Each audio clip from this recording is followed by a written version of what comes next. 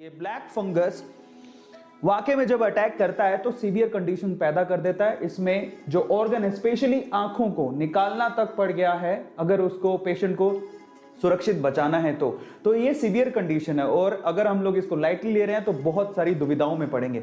ये extreme case अभी तक आया है, हिंदुस्तान में आ चुका है और इसलिए इसके बारे में बात करनी बनती है। लेकिन ऐसा नहीं है कि सिर्फ आंख को इफेक्ट करता है या सिर्फ आपके अंधे होने के चांसेस हैं।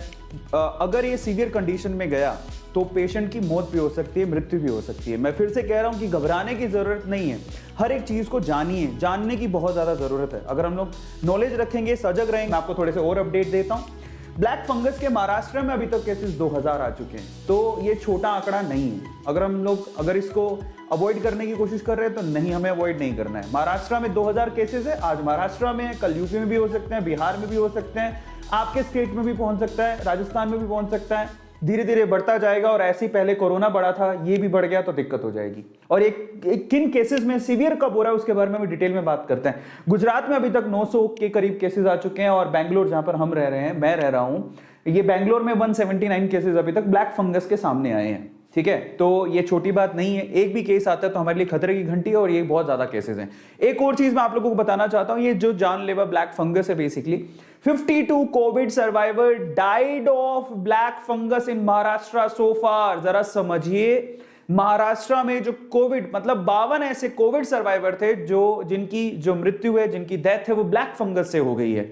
जरा समझिए कि कोरोना से बच गए थे, ठीक है, कोरोना से बच गए थे, लेकिन वो ब्लैक फंगस के शिकार हो गए। About 40 deaths related to black fungus have also been reported in different parts of state of Gujarat. Gujarat में भी 40 के करीब डेथ हो चुकी है ब्लैक फंगस की वजह से।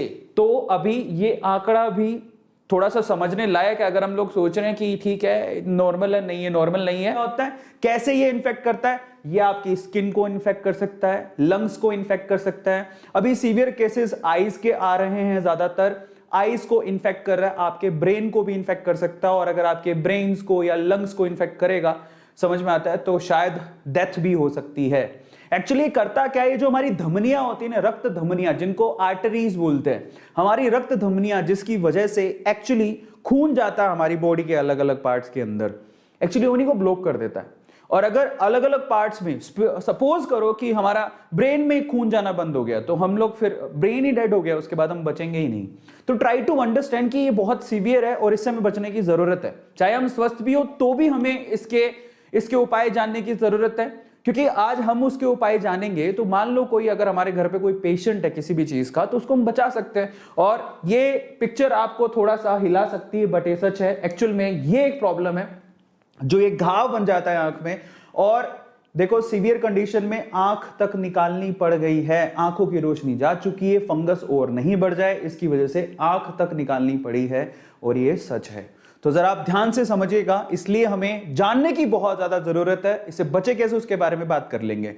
एक्चुअली होता कैसे है, मान लीजिए आप वेट, जहां पर ज्यादा गीला होता है, अगर आप गार्डन में घूम रहे हैं, ज्यादा गीला है, ठीक है, तो वहां से वो फंगस आपकी बॉडी में जा सकता है और आपको इन्फेक्ट कर सकता है। ये भी एक तरीका है। लेकिन अगर आप स्वस्थ हो, आपकी इम्यूनिटी अच्छी है, तो आपको ये इन्फेक्ट नहीं करेगा। लेकिन अगर आप शुगर पेशेंट हो या फिर कैंसर पेशेंट हो, वो आपको मैं बताता हूं, तो आपको सीवियर इन्फेक्शन हो सकती है। सो बी